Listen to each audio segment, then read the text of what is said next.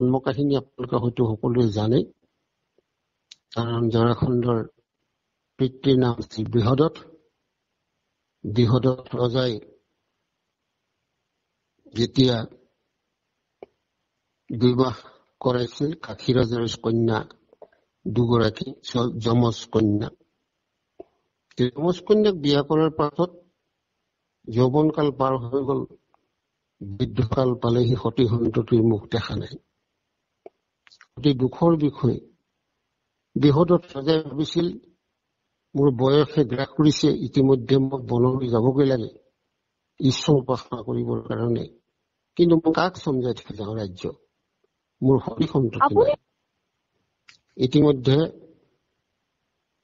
গৌতম ঋষিৰ পুত্ৰ কৌশিক মুনি উগ্ৰ তপ কৰি তেওঁ মহাশক্তি সম্পন্ন হৈ আছিল, শান্ত হৈছিল, ইন্দ্ৰিয়ক ভোগ কৰি পেলাইছিল, ভগৱন্তক প্ৰসন্ন কৰি ৰাখিছিল। সেই যুগত তপস্বীসকলৰ মহাশক্তি লাভ হয়। সেইমতেদি ঈশ্বৰৰ ইচ্ছাই সেই কৌশিক মুনি আহি বৃহদত্তৰ ৰাজধানীৰ কাষত পালেহি আৰু এজোপা গছৰ তলত তেওঁ শিপাত বহি জিৰাই থাকোঁতে গম পাই বৃহদত্ত আৰু পত্নীৰ সৈতে ঋষিক সেৱা পূজা কৰিলে। ঋষিক সেৱা পূজা কৰাৰ পিছত পঞ্চমীতে অন্ন গ্ৰহণ কৰালে। কৌশিক ঋষি তুষ্ট হল।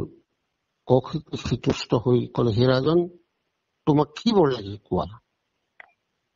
তেতিয়া ৰজাই কলে, মই বৰলৈ কি কৰিম, মই অপুত্ৰক, যিকে অপুত্ৰকৰ কোনো অৰ্থ নাই, ইতিমধ্যে মই বৃদ্ধ অৱস্থা পাইছেহি, মোৰ বিবাহ কৰা বহুত দিন হল, কিন্তু মই কোনো পুত্ৰৰ মুখ দেখা নাই।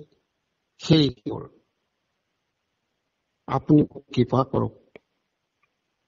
এনেকৈ বুলি কওঁতেই ওপৰত এটি চৰাই আম এটি পকি আছিল, খাবলৈ বুলি ঠোঁটেৰে জোকাৰি দিওঁতে আম পাৰি কৌশিক ঋষি কোলাত পৰিল।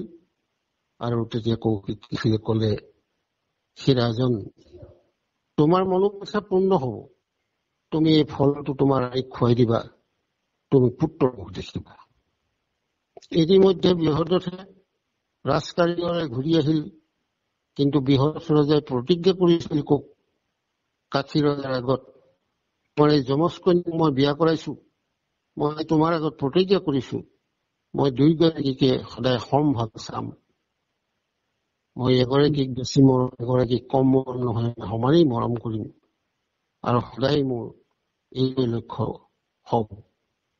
সেই কথালৈ মনত পেলাই বৃহদত্তে সেই আমটো দুফাল কৰি দুয়োগৰাকী পত্নীক খুৱাই দিলে। আৰু ইতিমধ্যে খোৱাৰ পাছৰ পৰাই তেওঁ মাহেকীয়া বন্ধ হৈ আৰু দুয়োগৰাকী গৰ্ভৱতী হল। ৰাজকাৰেঙৰ ভিতৰত থাকে। ইতিমধ্যে দুয়োগৰাকীয়ে সময়তে দুটি পুত্ৰ বুলি কব নোৱাৰি, দুফাল, মানে দেহটো যদি দুভাগ কৰি দিয়ে তেনেকুৱা খাব। এখন হাত, এটা চকু, এটা ভৰি, এনেকৈ দুটা খণ্ড জন্ম দিলে। আৰু দুয়োগৰাকীয়ে দেখিলে ই অদ্ভুত, কিন্তু জীৱিত হৈ আছে। ঢাইক মাটি ৰাজকাৰেঙৰ চোৱা পাতনি জেগাত পেলাই দিলে। পেলাই দিয়াৰ পাছত লাজ ঢাকিবৰ কাৰণে পুৱা হোৱাৰ লগে লগে সমাজে লক্ষণী বুলি কব ৰাণী দুগৰাকীক, অতদিনে সতী সন্ততি নাই, সেই অৱস্থাতে সেই কৃপাত ইয়াহে জন্ম দিলে, গতিকে লাজ ঢাকিবৰ কাৰণে তেওঁলোকে পেলাই দিছিল। কিন্তু অতি আচৰিত কথা, সেই সময়ত সেই বৃহৎ ৰাজ্যত এগৰাকী ৰাক্ষসী ভ্ৰমণ কৰে, জৰা নামৰ ৰাক্ষসীয়ে তেজ খাই ফুৰে, তেজ বহি ফুৰে, তেজেই তেওঁ খাদ্য। চোৱাপাতনিত যেতিয়া ঘূৰি থাকোতে দেখিলে দুফাল বালকৰ সেই অংগ প্ৰত্যংগৰ সৈতে খাই, যেতিয়া লিৰিকি বিদাৰি লগাই দিওঁতে জোৰা হৈ গল, এটি দিব্য বালকৰ ৰূপত আহি গল। আৰু দেখিলে যে আমাৰ বৃহদত্ত ৰজা পুত্ৰ হীনা, পুত্ৰ নাই, গতিকে এইটো তেওঁ ঘৰৰ কাষতে নিশ্চয় তেওঁৰে পুত্ৰ, গতিকে মই তেওঁক দিলে নানা অলংকাৰ দিব, টকা পইচা দিব, বা যি হওক মোৰ ৰাক্ষসৰ যিখিনি প্ৰয়োজন মোক সকলোখিনি দিব।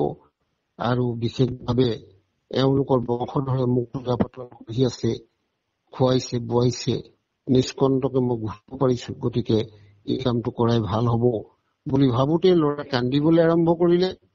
ল'ৰাই যেতিয়া কন্দকতা হলেই বৃহদত্ত ৰজা আৰু ৰাণীৰে সৈতে দৌৰি আহিলে, আহি দেখিছে আৰু বৃহদত্ত ৰজা অহাৰ লগে লগে সেই জৰাৰ এগৰাকী অতি সুন্দৰী গাভৰু ছোৱালী ৰূপ ধাৰণ কৰিলে।